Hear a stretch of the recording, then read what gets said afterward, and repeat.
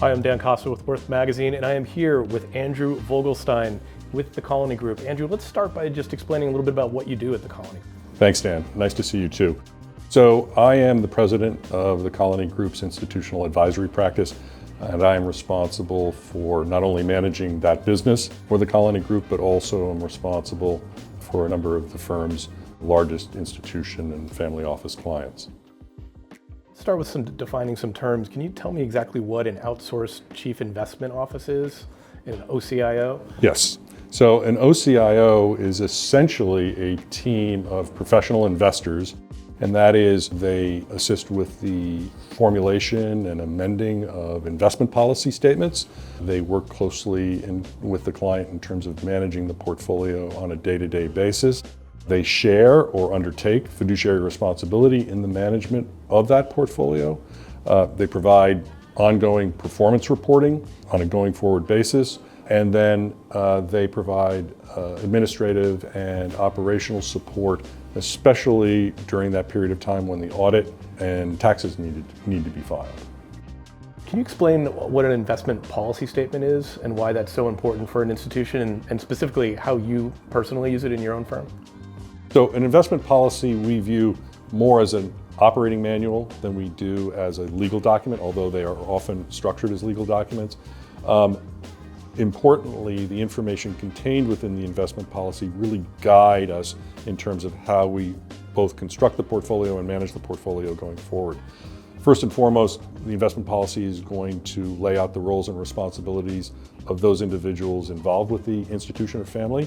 It's going to identify what the spending policy or annual draw from the portfolio will be on a going forward basis. Very closely related, it's going to lay out the risk return appetite for the institution. And lastly, it's going to lay out the asset allocation as a result of both spending policy and risk appetite that the portfolio should have, both from a strategic long-term perspective, setting long-term strategic asset allocation targets, as well as shorter-term tactical parameters around those targets that will be utilized.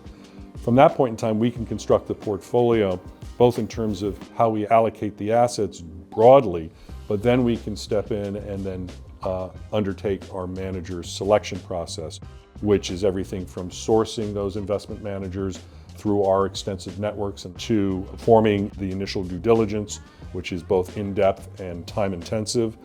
Sizing the position is very important, how much money we're going to allocate to that particular investment strategy or manager. And then finally, making sure that on an ongoing basis, we are performing ongoing due diligence to ensure that the strategy continues to be executed as we originally understood. So all of those things are contained and essentially dictated by the investment policy, which is why it's such an important document for institutions and families. So that's real value that we bring to the client as a result of the work that we do. Andrew, thanks so much for the time. My pleasure. Thank you, Dan. Here with Frank Brochon of the Colony Group. Frank, tell me a little bit about what you do at the Colony Group. Thank you, Dan. I'm a senior portfolio manager in the institutional advisory practice of the Colony Group. I manage institutional portfolios, sit on the investment committee, and I'm also a member of the two research teams, the private equity research team and the international research team.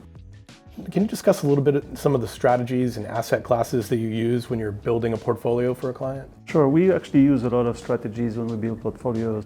If you look at the advantages of working with an outsourced chief investment officer firm such as ours, you have access to a broad team of investment professionals with expertise across strategies, across asset classes, across geographies.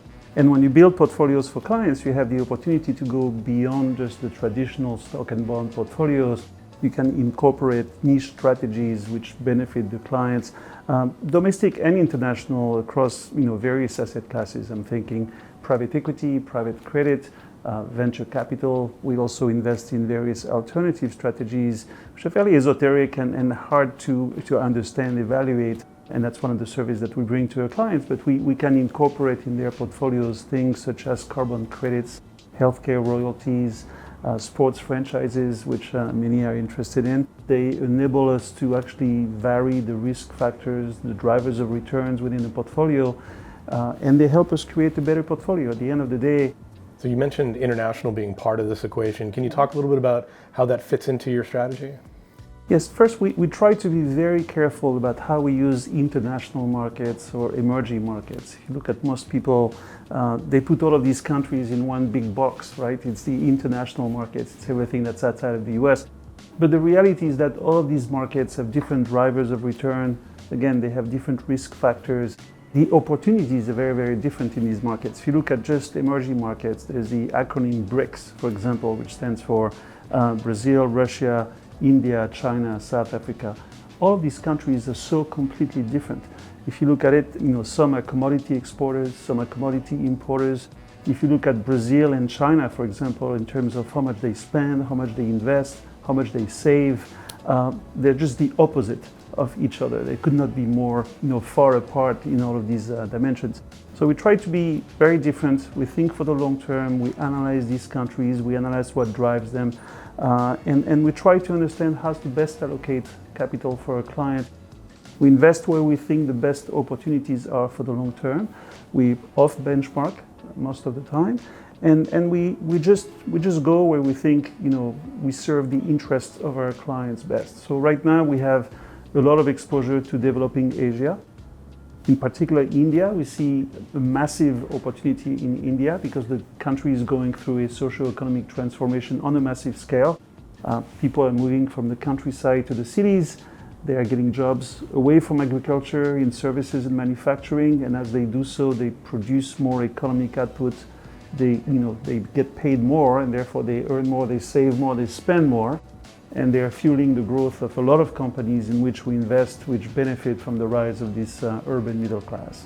So that's the way we think about the international. Are these international managers, could individual clients find them on their own? That's a good question. Could you do this on your own? Could you do this at home, in effect? I think that would be very difficult because the first challenge is to find them. As I mentioned, we have managers on the ground in China, in India, in Southeast Asia, in Europe.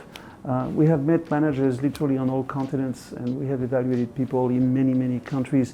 The challenge for an individual investor or somebody who doesn't work with a firm like ours is the amount of research that's involved, the amount of travel that's involved. We've been doing this for a couple of decades, longer than that in some cases.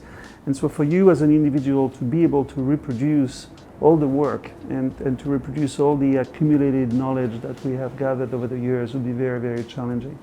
The second thing, even if we gave you names of managers and we say, okay, you could invest in them, in many cases you would not be able for regular investors to meet the minimum. So we work with these managers and we make it possible for clients to actually invest in them on certain terms which are favorable. And finally, I think the most difficult part for an individual client is to evaluate these managers. In order to understand whether they are good at what they do, you need to understand the context in which they invest and their appreciation for that context. And that requires a long experience in to understanding the countries in which they invest and the regions, understanding the industries, the companies, the relationships. And as a result of that, I think that having that accumulated knowledge that we have would be very, very difficult for our clients to reproduce unless they do the work that we do.